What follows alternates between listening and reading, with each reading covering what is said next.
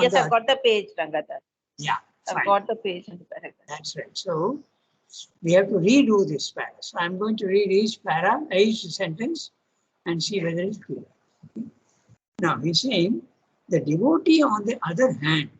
So what is the other hand? So we must go back to our previous paragraph and I'll read the summary of this. Okay. So, now he is discussing here in this previous para the mind's way to God knowledge, through knowledge. Okay, so mind with its natural tendency towards philosophy approaches God by knowledge. It gives more importance to the abstract than the concrete, to the high and remote rather than the intimate and near. Okay? Mind finds more delight in the one, less in the many. It can even see the many as complete illusion, as falsehood. Okay? That depends if you're a Mayavadi or a Buddhist. It finds the impersonal, the greater truth, the nirguna. It finds less truth in the personal, the saguna. But the divine is not limited by man's mind. He is not obliged to toe the mind's line of knowledge. For him, unity is in both the personal and the impersonal, the knowledge and the devotion, for love. The one single as well as the many. The divine can have unity in both, the one and the many. So when you are going, you are a man and you are going from one level to another level. Naturally, you stop at each level and then you decide that that's final. But that's not the truth. And for the joy of the many, love is the master key. For the divine, delight in the many and in the one, the personal as well as the impersonal are simultaneous, not contraries and equal as the Jnana Yogin may think. Okay? These two aspects are not opposites but complementaries. Both can lead to the third level of the Purushottama, the one who is the many, the person who is impersonal. This is what he said in the previous paragraph. So he has been stressing the knowledge aspect, but he has also told us that the divine is not limited by our views. He is everywhere. For him, love and knowledge are the same. Same, not same, but same. He is equal to both. You can say that. Okay, so now I read the paragraph we have to read today. The devotee, on the other hand, tends to look down on the sawdust dryness of mere knowledge. Okay? It's a very dry path because even when you are analyzing, even by your mind things, it's a very dry and cut. You have to be very, very, you must not allow any emotion to come in, to be objective. So the path of the mind is dry but very clear. Okay? But clarity doesn't give you emotion because the moment emotion comes in, clarity is disturbed. So you can't use your mind with clarity, you can't. So therefore, emotions are kept out. The devotee, on the other hand, tends down to look on the sawdust dryness of mere knowledge. He wants emotion.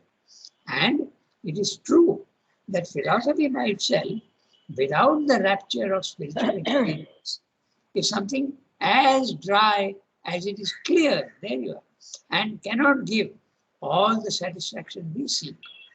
That is spiritual experience even spiritual experience, when it has not left its support of thought and shot up beyond the mind, lives too much in an abstract delight, and that what it reaches is not indeed the void, it seems to the passion of the heart. Okay? The passion of the heart, the path of knowledge seems to be a void. Okay? We have discussed this yesterday in the Life Divine. That which is void is actually not void. It is void of features, but it's got the possibility of creating anything it wants. The void is not empty. It is featureless fullness.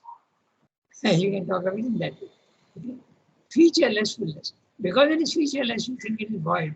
but actually it's a fullness. Okay, so it seems to be a passion of the heart, but still has the limitations of the peaks.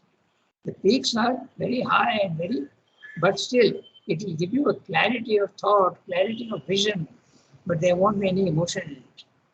On the other hand, love itself is not complete without knowledge. Now that's another thing. Both have to complement each other. The Gita distinguishes. Look at in a very crude example, we can say the Muslims are, they think that if you are not a Muslim, you are a kafir, and we have the right to behead you. So this is love of Allah is leading you to do this. Totally, it can go to that extent. That's what he said. On the other hand, love itself is not complete without knowledge. The Gita distinguishes between three initial kinds of bhakti: that which seeks refuge in the divine from the sorrows of the world, artha; that which desiring approaches the divine as the giver of its good, artharthi. Okay? We mentioned that last time. You go to a temple and put some money into a hundi and expect something from the divine. That's a artharthi, which is sort of commerce. Or it need not be a commerce also. Suppose you want knowledge and you approach the divine for knowledge. You are not suffering. Okay? The artha is the one who is suffering and wants relief. Okay? When some unhappy thing happens in the family, in India at least, everyone turns to God. Okay? Not in the West, but in Europe definitely. In India it is very, very common. Because the idea of God is put into your head right from the beginning, head and heart. Okay. That which desiring approaches the divine as a giver of its good. Artharthi. Artha, arthi. The first artha is the good. The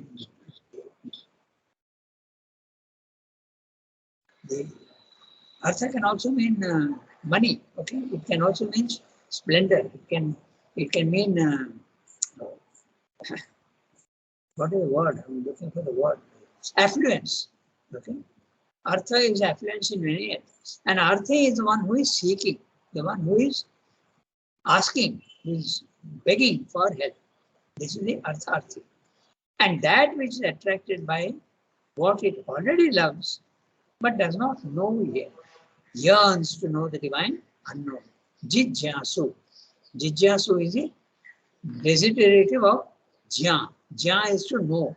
So Jijjasu is one who is wanting to know, who is desiring to know the divine. That's the third one. These are all the ones who approach the divine. And the last one is a jnani, but that is not mentioned here because jnani is the one who has already got the knowledge. And it gives the palm to the bhakta who knows. So the palm in the West, when you were a winner, you are often given the palm of victory. The palm is a leaf of the palm tree. So that is the Gita is giving to the bhakti, that is best. Okay? Now, this is quoting from the Gita, okay? Chapter 7, verse 13. Chaturvidha bhajanti mam, bhajante mam, jana sukritina Arjuna. Oh Arjuna, there are 4 ways people approach me. Bhajanti mam. Artha, Jijjasu, Artharthi, Jnani cha, Bharatarshabha. This is the 4 that the Gita speaks about to approach the divine in 4 ways. Then it goes on to evidently the intensity of passion, which says, I do not understand, I love. And loving cares not to understand, not interested in knowledge. Okay? Not to understand is not love's last expression, self-expression, but the first, because love can also lead to knowledge. Okay? But it's first, nor is its highest intensity. Now, I made a note of this. I do not understand, I love. Okay? Which is the prayers and meditations of the mother.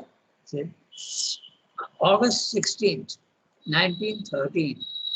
Mother is writing, O thou whom I cannot understand, In the silence of the purest devotion, I adore thee.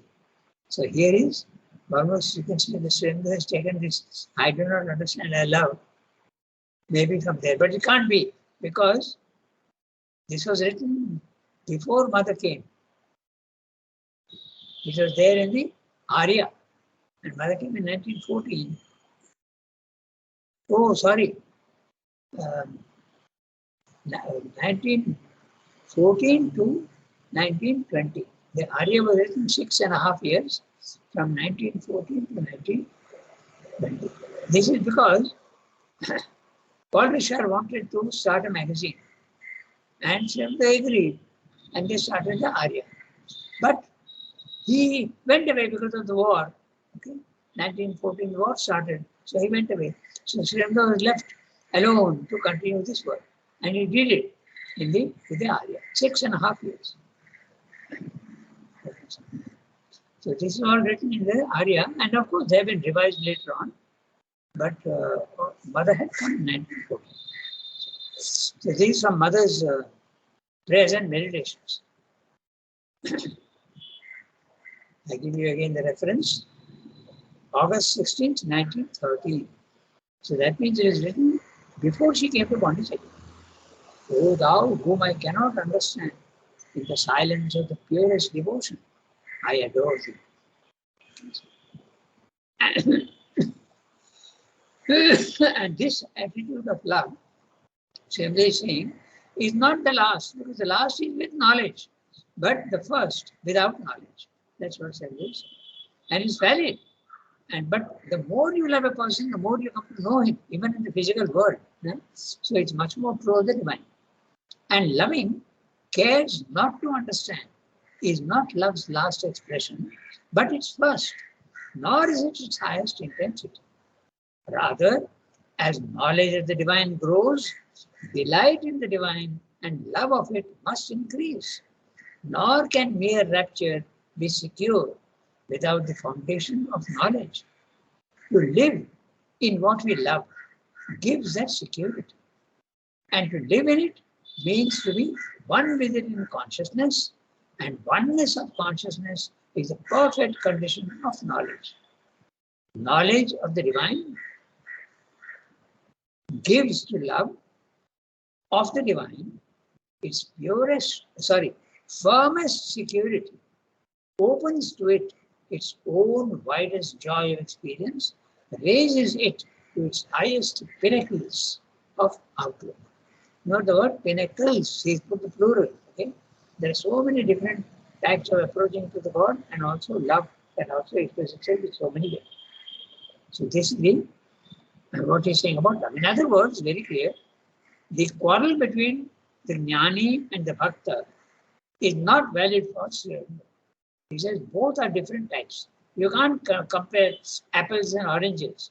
Each one has got its own nature and its own taste, and both are delightful. So exactly in the same way, you cannot compare love and knowledge. Although they do quarrel, one looks down on the other also looks down on the other. But this is a human way of seeing. But for Sri Aurobindo, both are equal and both must coalesce. Both will complement each other. That's what he said. Knowledge without love is dry. Love without knowledge can be blind. And so both must join together. Okay? Now we can read the next one. If the mutual understanding of these two powers. So who will read? If Archana ji has got the text, she can read. Yes, Rangata. Yeah. If the mutual misunderstandings of these two powers are an ignorance, no less so is the tendency of both to look down on the way of work as inferior to their own loftier pitch of spiritual achievement. There is an intensity of love as there is an intensity of knowledge, to which works seem something outward and distracting. But works are only thus outward and distracting when we have not found oneness of will and consciousness with the Supreme. When once that is found, works become the very power of knowledge and the very outpouring of love. If knowledge is the very state of oneness, and love its bliss. The divine works are the living power of its light and sweetness. There is a movement of love, as in the aspiration of human love, to separate the lover and the loved in the enjoyment of their exclusive oneness away from the world and from all others, shut up in the nuptial chambers of the heart. That is perhaps an inevitable movement of this path. But still, the widest love, fulfilled in knowledge, sees the world not as something other and hostile to this joy, but as the being of the beloved, and all creatures as his being. And in that vision, divine works find their joy and their justification. Yeah. So, very interesting para. So, we'll quickly have a summary of this and then we'll go into the details. So, he's saying here, the third way is through works. Okay. The Jnana Yoga. We have been discussing the Bhakti Yoga and the the first was the Jnana Yoga, then the Bhakti Yoga, and now the third way of works is the Karma Yoga. The quarrel, I'm reading the summary, the quarrel between knowledge and love, mind and heart is indeed an ignorance. But when both of these look down on works as the most inferior, then the ignorance becomes even worse. Because works, Karma Yoga is one of the best ways of reaching the divine. Because you are actually not running away from the world. And whatever you are doing in the physical world, you are in touch with the divine. That's why the Karma Yoga is the best in that sense. Because in meditation or in Bhakti Yoga or Jnana Yoga, you can't remain all the time in that consciousness. You have to come down, you have to eat, you have to sleep, you have to talk to people. Okay? You have to go and find something to eat. So you are coming back into the physical world and you are thinking of only physical things. But Karma Yoga, right from the beginning, you are doing everything and offering them to the divine. Therefore, it is superior in that sense. The results of Karma Yoga are indeed far more comprehensive and synthetic than the other two paths. Works, karma, is considered as something superficial, outward oriented, whereas the other two are clearly turned inwards. But works are outward only on the surface when union has not been found with the divine. It's true that in the beginning, Karma Yoga, the works are outward. That's true. But once that unity is achieved, once through the sacrifice of your works, you have established a relation, then works give practical realization. Okay? To love and knowledge. If knowledge is oneness with God, if love is bliss of God, then works are the very power, the power of light, knowledge, and power of sweetness of love. Okay? So in love, as is clearly witnessed in human love, there is a movement towards seclusion and separation from the world, so that lover and love are undisturbed in the intensity of their union. This is natural, but when love is fulfilled in knowledge, then the world is not an intrusion in their marriage. Okay? The world is then seen as a very body of God, and works get their full value and unification. This is what he said. There's a word here, nuptial. Nuptial. Okay? And the word nuptial means relating to wedding, marriage. Okay? There are many such references in Savitri also, and I will add these references afterwards. I have not added, but I just noted down that add Savitri references where the word nuptial comes. Okay? So, now, this we have read the summary. Now we go back to the text itself. Very small para, not a big. If the mutual misunderstandings of these two powers, which one? Knowledge and love, are an ignorance, no less so is the tendency of both to look down on the way of works as inferior to their own loftier pitch of spiritual achievement. Jnana and Bhakti think that karma is inferior to their paths. There is an intensity of love and there is an intensity of knowledge to which works seem something outward and distracting. There's a truth. So we're saying that there is a certain truth. When you are intensely in love with something, you are hardly bothered about the physical world. And the same thing about knowledge also. If you're concentrating deeply on something, then naturally other things are distractions. But works are only thus outward and distracting when we have not found oneness of will and consciousness with the Supreme. When once that is found, works become the very power of knowledge. Knowledge can be abstract, but if you do it from the Karma Yoga point of view, knowledge is also a power. Okay? And a very outpouring of love. If knowledge is the very state of oneness and love its bliss, divine works are the living power of its light and sweetness. In both Jnana Yoga as well as Bhakti Yoga, you may get the result of knowledge and you may get the result of bhakti, but you may not get the power to make it a practical thing in the physical world. It will remain little abstract. They'll be related on, they'll be segregated, they'll be secluded only in the higher levels of your being. But Karma Yoga, immediately it becomes practical. When you do Karma Yoga, then the knowledge of what to do and what not to do, what to avoid and what to accept, all these things become automatic. That's the power. If knowledge is the very state of oneness and love is bliss, divine works are the living power of its light and sweetness.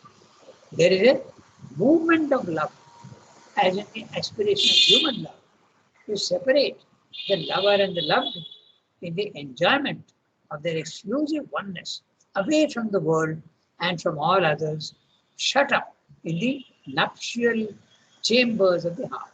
Okay? The nuptial chambers of the heart. Okay? He is using a very interesting image. Okay? That is perhaps an inevitable movement of this path. But still, the widest love, fulfilled in knowledge, sees the world not as something other and hostile to this joy, but as the being of the beloved, and all creatures are his being. And in that vision, divine works find their joy and their justification. Both knowledge and jnana can remain theoretical if they are exclusive. But in Karma Yoga, they are not theoretical anymore. Knowledge tells you what to do and what not to do, and love extends to everything in the physical world. That's why it's so. So obviously, Karma Yoga is the best. Okay, and that's why Sri Aurobindo and Mother both, they never shirked works. Even when Sri Aurobindo came here and was concentrating, constantly he's working. Unbelievable. Whole night he used to sit and write letters, and then towards the end, Savitri. Engaged entirely in Savitri, working. So we go to the third para today. This is the knowledge in which an integral yoga must be. So somebody has to read. Archana has read. Shall I read? Yes, Jasmine, go ahead. This is the knowledge. This is the knowledge in which an integral yoga must live. We have to start Godward from the powers of the mind, the intellect, the will, the heart. In the mind, limitations, exclusiveness, there can hardly fail to be at the beginning and for a long time on the way. But an integral yoga will wear these more loosely than more exclusive ways of seeking, and it will the interest. Your internet is fluctuating. As Secure your connections. now is it better? Yeah. Now is it better? Yes, yes. Now it is better. Go ahead. It may commence with the way of love, as with the way of knowledge or of works, but where they meet is the beginning of its joy of fulfillment. Love, it cannot miss, even if it does not start from it, For love is the crown of works and the flowering of knowledge. So this is now Srindra is giving you the integral yoga method. The integral yoga method, all the three together, if you can. But how do you start? Any point. You can start at any point. In fact, he says the divine is there everywhere, in the mind, in the heart, and even in the body. So you can start in any way. But the end must always be all three together. It's a very small para. In all these chapters on love, the paras are small. Okay. This is the knowledge. I'm reading each sentence. This is the knowledge in which an integral yoga must live. And what is that knowledge? That all are to be experienced and all are to be followed. How do you do that? How can you do that? You can do that by the sacrifice of works. That's the best way. Okay? Sacrifice of works implies remembrance of God, and whatever you are doing, remember and offer. Remember and offer. That's what Srindra says. And at the end of the work, give thanks. Remember again. In the beginning, while you are working, in the beginning you remember and in the end you remember. But during the work, you may not remember. But slowly, the remembrance will be there in the back of the mind. So that's the method of the integral yoga. We have to start God word. We have to start God word. How do you start? From the power of the mind, the intellect, the will, the heart, and in the mind, all is limited. Therefore, limitations, exclusiveness, there can hardly fail to be in the beginning. Certainly, there will be much of failure because in the beginning, it is certain. Mind is limited, heart also is limited. And for a long time on the way. But that should not dissuade us. Okay?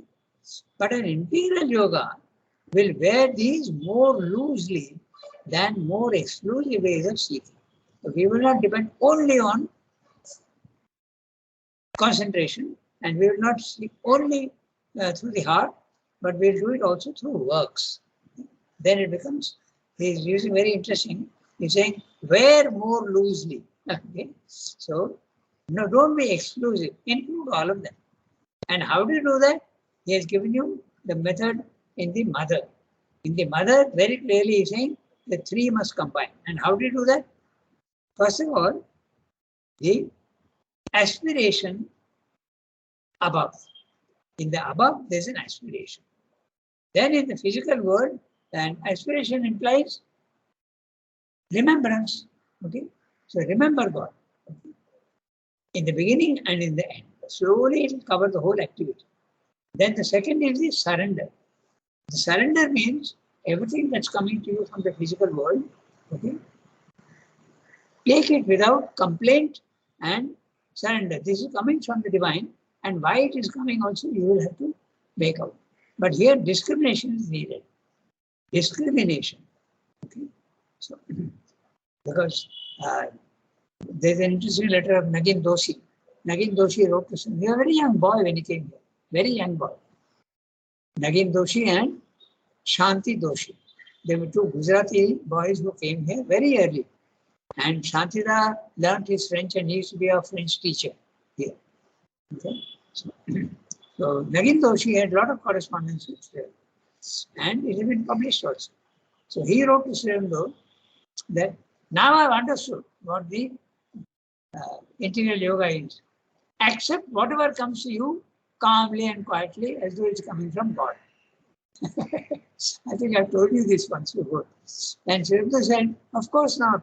You have to use discrimination. Suppose someone gives you a bottle of whiskey. Will you accept that happily as coming from God, encouraging you to start drinking? You have to be discrimination, but accept it calmly and quietly without being disturbed. That's the thing. So that's the second part, surrender. The third one, rejection. Rejection at the lower level, from the lower vital, all that is a disturbance to you. Your petty feelings, pettiness, anger, jealousy, envy, okay, selfishness, okay, all these small things have to be rejected. So this is the integral method. So you are including all. Remembrance is the knowledge path because you are concentrating on the divine all the time. Surrender is the path of the bhakti, and the rejection is an active part in the physical world. So that is karma yoga. So it combines all the three.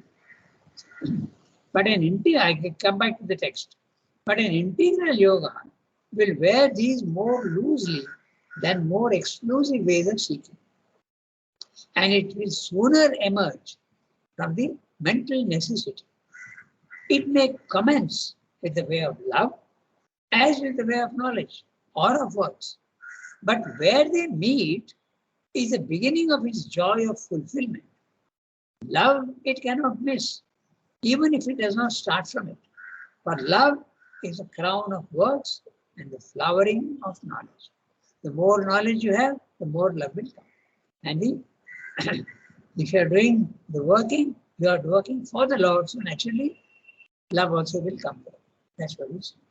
All small paragraphs. We still have 9 minutes. We can read one more paragraph. Oh, that's finished. So now we have to go to the next chapter, the motives of devotion. Why do you have devotion? Normal man, why has devotion? So we start reading. These are all small chapters, and the whole the section on love is not big. It's the smallest section of all the three. Jnana Yoga, very big, more than 200 pages. Then Karma Yoga also, 200 pages. Then devotion, much smaller section. And finally, the yoga of integral perfection. That is the integral yoga. So since we have time, let us read, okay, the motives of devotion, second chapter. So Archana has read, Yasmin has read. Now, Kiran, would you like to read today? Yes, Rangada. Okay, go ahead. Read the first paragraph of Yes. chapter 2. Yes.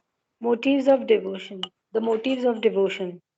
All religion begins with the conception of some power or existence greater and higher than our limited and mortal selves. A thought and act of worship done to that power and an obedience offered to its will, its laws, or its demands. But religion, in its beginnings, sets an immeasurable gulf between the power thus conceived, worshipped, and obeyed and the worshipper. Yoga, in its culmination, abolishes the gulf, for yoga is union. We arrive at union with it through knowledge, for as our first obscure conception of it clarify, enlarge, deepen, we come to recognize it as our own highest self, the origin and sustainer of our being, and that towards which it tends. We arrive at union with it through works, for from simply obeying, we come to identify our will with its will. Since only in proportion as it is identified with this power that is its source and ideal, can our will become perfect and divine.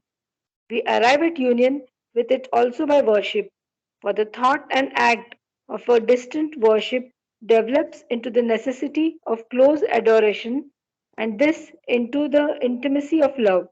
And the consummation of love is union with that beloved. It is from this development of worship that the yoga of devotion starts, and it is by this union with the beloved that it finds its highest point and consummation. Consummation. Consummation. Okay, so small para. As I said, all the paras are small and even the section is small. All religion. Now he is not talking of yoga. He is talking of religion. Because normally the approach to God comes through religion. Okay? Mostly. Everywhere, all over the world.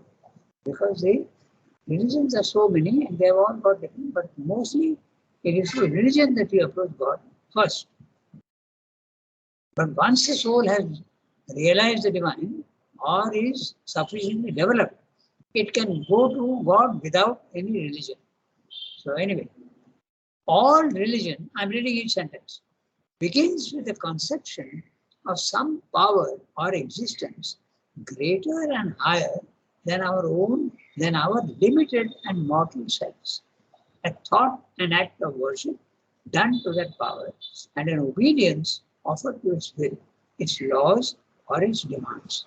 Now, this is starting right from the very, very uncivilized savage also, because he sees that there are forces in the physical world over which he has no control, but he wants to be saved.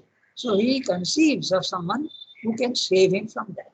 Say, floods, okay, fire, okay, earthquakes. So naturally you have no power over these things. So you want to be saved, and you conceive of someone or something which can save you from it. So that's the first beginning of it. The power. And that power, of course, is very vague, and that you don't have a clear idea of God at all. But something is there higher to you. That's why in the beginning you worship rain and you worship fire because it helps you also in so many ways. Okay, you worship all these things because of the, and it becomes very, very outward. Okay, all these things. When you harvest, then you give thanks, and you have a ceremony, religious ceremony. Even before starting also, there's a religious ceremony. When a child is born also, there's a religious ceremony, at least in India. Okay? Everything begins with a religion referring to God. But religion, in its beginnings, sets an immeasurable gulf between the power thus conceived, worshipped and obeyed, and the worshipper.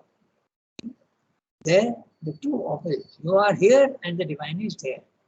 There is a question of the reaching the divine. Yoga in its culmination abolishes the gulf, because yoga means yuj is the root. That means you become one with the divine. So religion gives a separation between the human being and the divine. But yoga abolishes the gulf. You become the divine. But yoga is union. We arrive at union with it through knowledge. For as our first obscure conceptions of it clarify, enlarge, deepen, we come to recognize it as our own highest self. That which we are worshipping is already there in us. It's not something separate from us. It's our own highest self. The divine is there in our heart. He is already there. You are divine to begin with. Okay? So this is the speciality of the Indian conception. In the other conceptions, you are a sinner. You are born a sinner. Particularly in Christianity, you are born a sinner and you have to pray to God.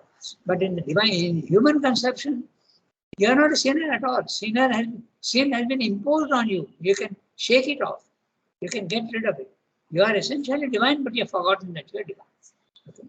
This is our highest self, the origin and sustainer of our being, and that towards which it tends. We arrive at union with it, that reality, okay, through works. You can do it through love, you can do it through works. For whom simply obeying, from simply obeying, we come to identify our will with its will. Since only in proportion as it is identified with this power, that is its source and ideal, can our will become perfect and divine. We arrive at union with it through worship. So all the three ways, through mind, through works, and by worship. For the thought and act of a distant worship develops into the necessity of close adoration, and this into the intimacy of love. And the consummation of love, the word consummation, the sa is a very clear sa, is not a z sound. It's not a z sound. Sa, consummation of love, is union with the beloved. It is from this development of worship that the yoga of devotion starts.